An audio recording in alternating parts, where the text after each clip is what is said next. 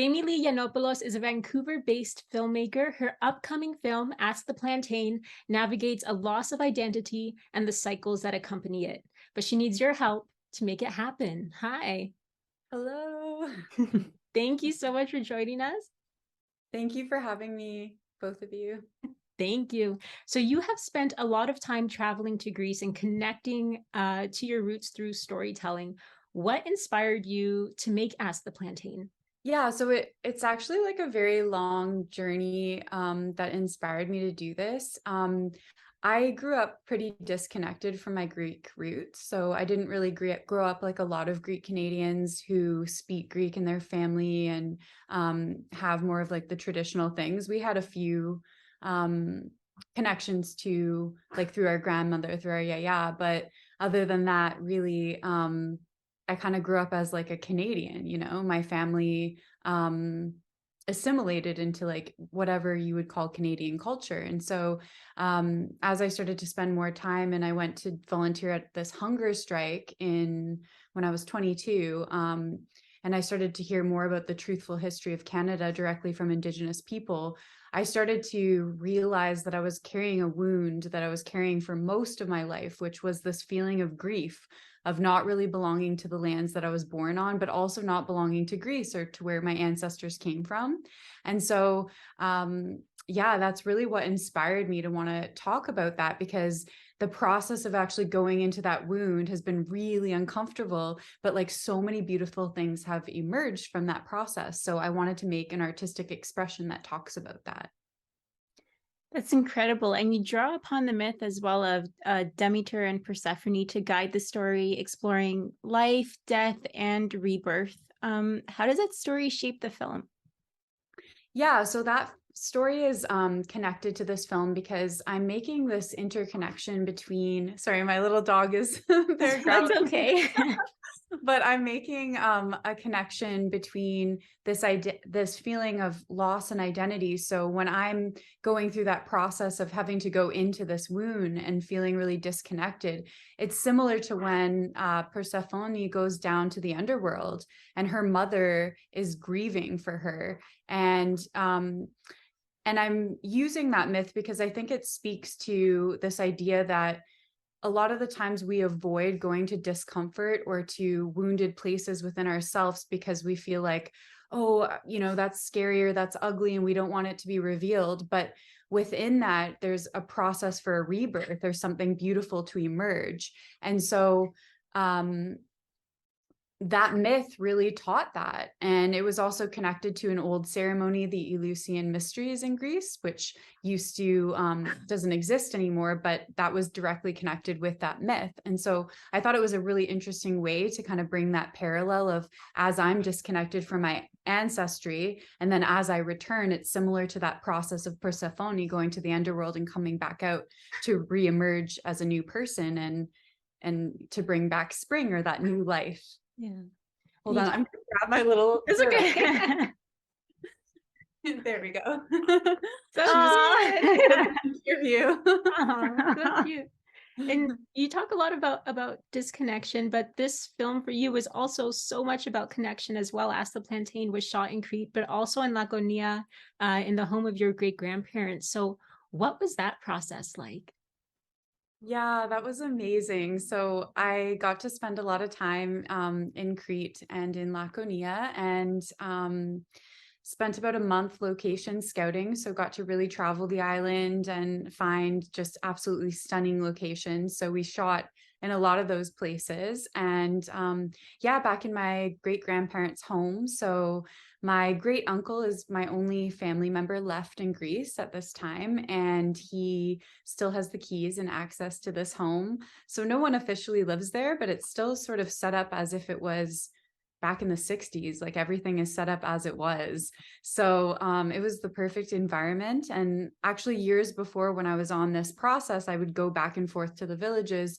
And so I went for the very first time a few years ago and actually planted an olive tree in their backyard. And like, it's been the slow process of kind of going back to that village. And it's a place that my family doesn't really go back to. And so it's been really amazing to like journey back there. And then it was so special to end up being able to actually shoot the film in their home as well. So, Jaime, being that this has been such a personal project and a really big labor of love as well, how has this film in particular, do you think, changed you as a storyteller? I think it's just given me faith that we can really tell the stories that we want to tell. And oftentimes in the industry, I think, you get overwhelmed by making money or finding different routes within the industry. But for me, this process has really been a dedication to say, despite the hours and hours of process that it's going to take to do this, or maybe not having money at particular times, or receiving a lot of countless rejections, which is also a big part of the funding process when you're looking for that initial funding. Just knowing that, like, no, we actually have the right to tell stories that we want to tell, and to kind of like reclaim our own voices. And especially as women, I feel like that's really important too, because I think back to a lot of my ancestors who like probably didn't also have a chance to tell the stories they wanted to tell. And maybe a lot of them, stayed home or did certain things that they didn't get to express themselves in the same way. And so I really want to do that for them. And also, yeah, it's just been an amazing process. And the film was almost 5 years in the making, and you received funding for it this past March, and you quickly shot it a few months after. So funding, obviously, how we've been saying, is very important. But what other challenges did you face?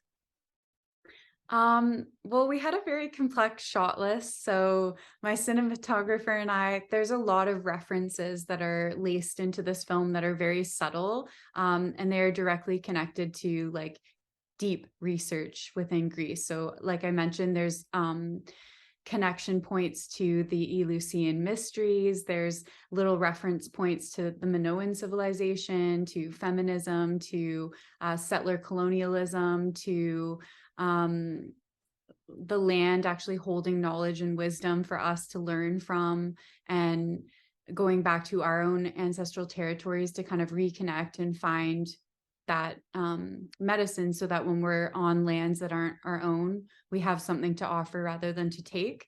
And there's so many authors that like inspired me to go on that journey as well. So yeah, it's definitely been like a challenge to figure out how do you tell a story in such a short period of time, but also make reference to things that each of them in themselves hold such complexity and nuance and such depth.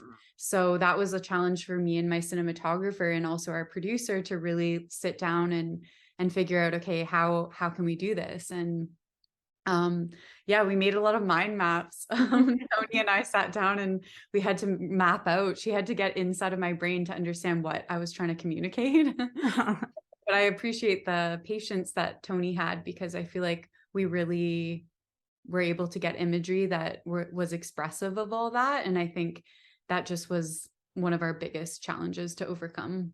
No, and the film is beautiful as well. We've seen the trailer for it. It's amazing to me how in a short amount of time you were able to do all this. Yeah, yeah, it feels like that in the film industry. There's a lot of times so much time that goes into the prep that no one really sees. And then by the time the film comes out, people think it's like popcorn, like, oh, it just popped up overnight. But it's like, yeah, it was 5 years for those roots to kind of sink down, and then eventually it came up. But yeah, we shot it pretty quick. We were there for a month in May in Greece shooting, and we had an all-female crew, which was really cool. And yeah, we shot that. And then I've just been editing it for the past few months. And now we're sort of at that stage where we're very close to completion. That's fantastic. And you've launched, well, you're launching a crowdfunding campaign with the aim of getting the film done in June and taking it to the festival circuit. So where can people donate and how can people help? Yeah, so on Seed and Spark under Ask the Plantain, so we'll give you a link. You could donate there. I also have a link on my Instagram page. So I'm Jaime Beja Flor on Instagram, and that is a good way to just click on my link tree and on my profile and click on the campaign. And yeah, we're launching this campaign. We have one last piece of animation that's left. and our post-production fees just for sound design and color and the music composition. And so once those elements are complete, yeah, we hope to have the film ready by June, like you mentioned, and hit it out on the festival run. And one of our big dreams would be to premiere it at one of the big festivals in Greece as well. So we Right. really want to take this film around Greece. Oh, that's beautiful. And there's something poetic as well about returning to Greece to run it there too. Yeah, exactly. And there was a lot of really magical things that happened throughout the shoot in Greece. Like it was honestly the best time I've ever had in my life. Like it was a very life-changing experience. So and all the people who we ended up casting and working with were a lot of local Greek people, Uh, and like our crew just fell in love with everyone. They're like, "Oh, like everyone just has such a warm heart and it's just so lovely." Like it was such an amazing experience. well, Jaime Leigh, we can't wait to see the film and we wish you the best of luck with everything. Thank you so much for joining us. Thank you so much for having me. I really appreciate it. Thank you. And head over to JaimeYanopoulos.com for more info.